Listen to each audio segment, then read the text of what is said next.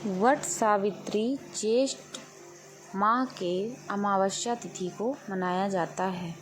इस दिन शनि भगवान का जन्म भी हुआ था। वट सावित्री व्रत में सुहागिन महिलाएं अपने पति की लंबी उम्र के लिए व्रत रखती हैं। इस साल 19 मई को वट सावित्री व्रत रखना शुभ रहेगा। इस पूजा में वट वृक्ष की पूजा का खास महत्व होता है और मान्यता है कि इस व्रत को करने से पति की उम्र लंबी होती है। और इसके बाद हम आपको सत्यवान और सावित्री की कथा सुनाते हैं। तो सत्यवान और सावित्री की कथा इस प्रकार है। राजा अश्वपति की एकमात्र संतान थी सावित्री। सावित्री ने वनवासी राजा द्युम्नसेन के पुत्र सत्यवान से विवाह किया था, लेकिन जब नारद जी ने उन्हें बताया कि सत्यवान की आयु ही अल्पायु है और उनकी अधिक उम्र नहीं है, तो भी सावित्री ने अपना फैसला नहीं बदला और सत्यवान से सब कुछ जानबूझकर शादी कर ली। सावित्री सभी राजमहल के सुख और राज वैभव त्याग कर सत्यवान के साथ उनके परिवार की सेवा में करते हुए वन में रहने लगी।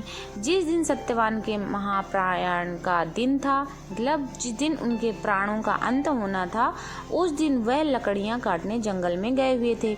अचानक बेहोश होकर गिर पड़े। उसी समय राजा यमराज सत्यवान के प्राण लेने आए। 3 दिन से उपवास में रह रही सावित्री को पता था कि क्या होने वाला है, इसलिए बिना विकल हुए उन्होंने यमराज से सत्यवान के प्राण न लेने की प्रार्थना की, लेकिन यमराज नहीं माने। तब सावित्री उनके पीछे पीछे ही जाने लगी। कई बार मना करने पर भी वह नहीं मानी। तो सावित्री के साहस और त्याग से यमराज प्रसन्न हुए और कोई 3 वरदान मांगने को कहा। सावित्री ने सत्यवान के दृष्टिहीन माता पिता के नेत्रों की ज्योति मांगी, उनका छीना हुआ राज्य मांगा और अपने लिए 100 पुत्रों का वरदान मांगा। तथास्तु कहने के बाद यमराज समझ गए कि सावित्री के पति को साथ ले जाना अब संभव नहीं, इसलिए उन्होंने सावित्री को अखंड सौभाग्य का आशीर्वाद दिया और सत्यवान को छोड़कर वहां से अंतर्ध्यान हो गए।